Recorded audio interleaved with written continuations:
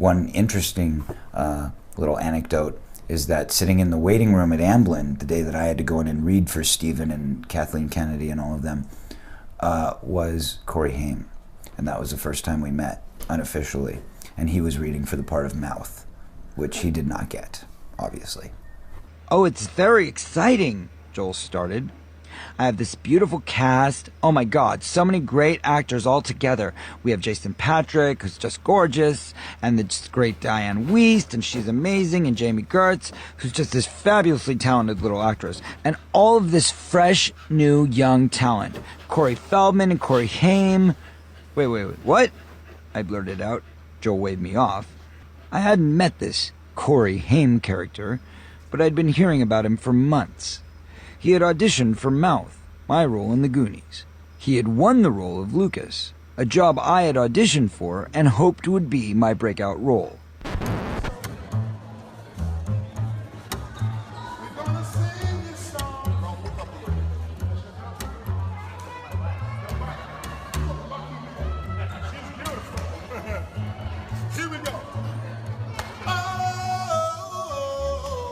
Just a few weeks earlier, he'd even moved in on my would-be girlfriend. There was clearly a new Corey in town, and he was starting to become a pain in my ass. This other kid named Corey was also going to be in the movie. And I'd been hearing rumors about this kid floating around Hollywood. As a matter of fact, we were both up for Lucas and we were both up for Goonies. He was up for my part in Goonies and I was up for his part in Lucas.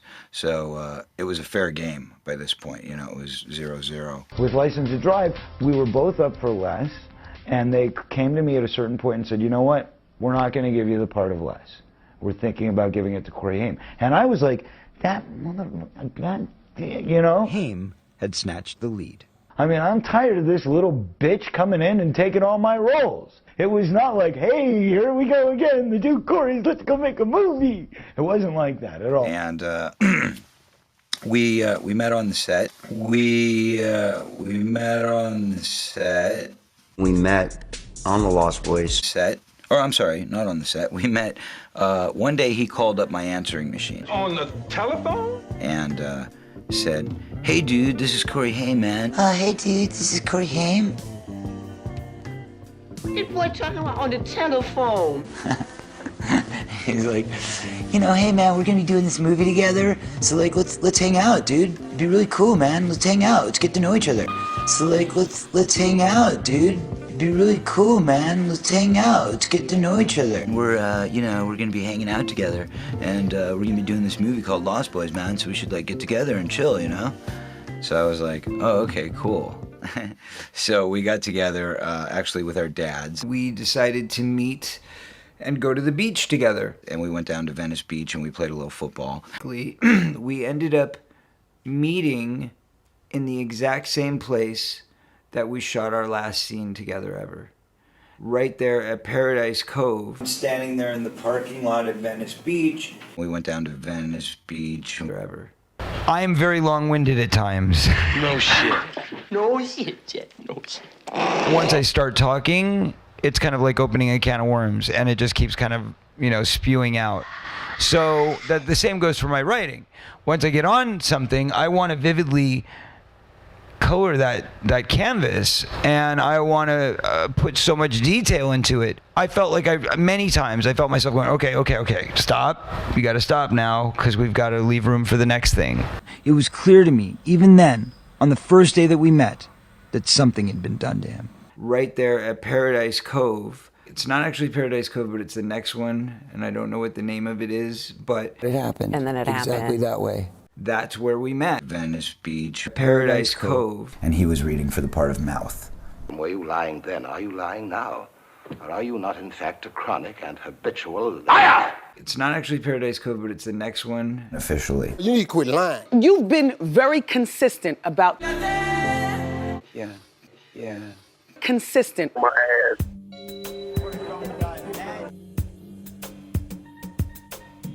We met on the set.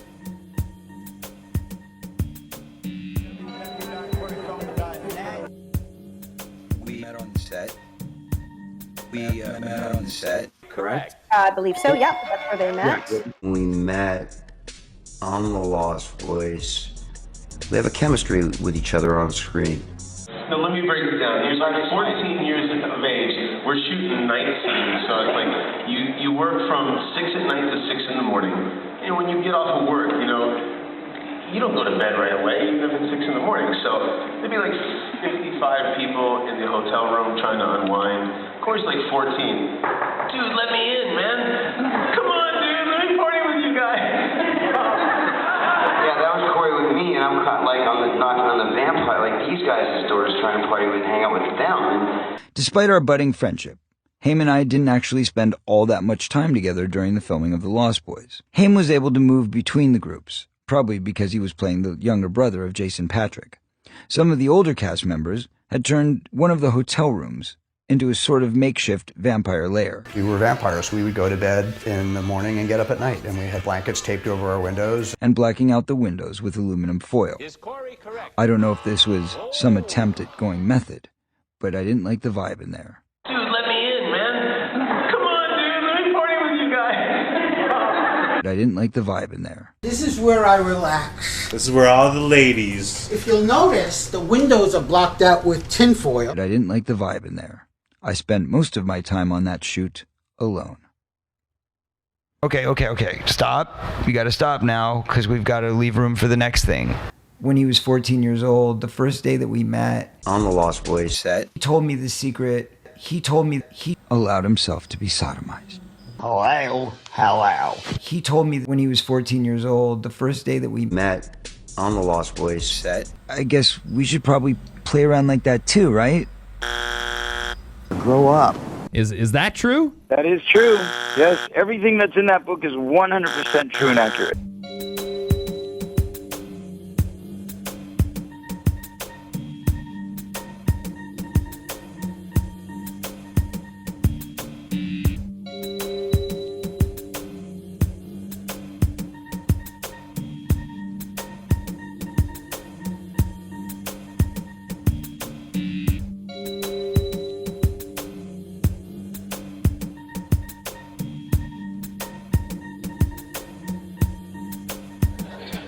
Stick with it because it gets real complicated.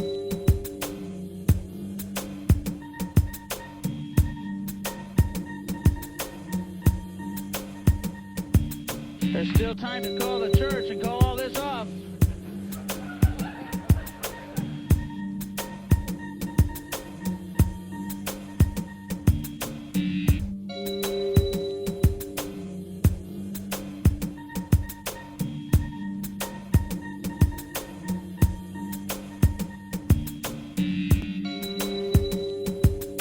Remember this face. I have had to hold on to that secret for 35 years.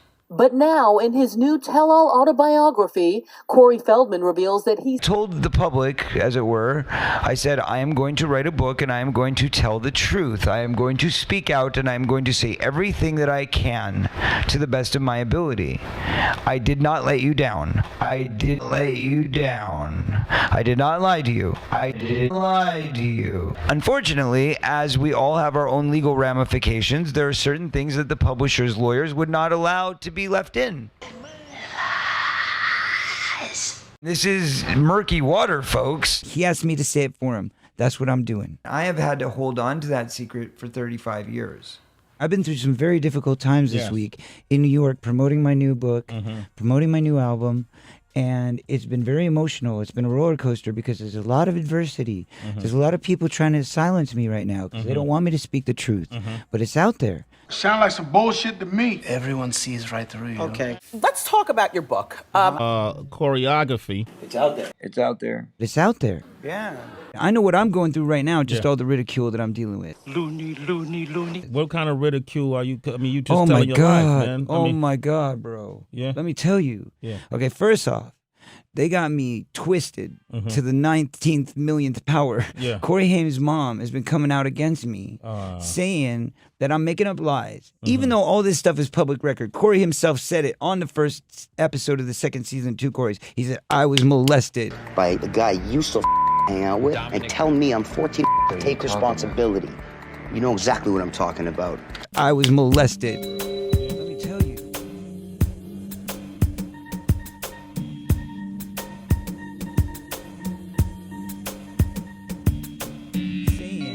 and I'm making up lies.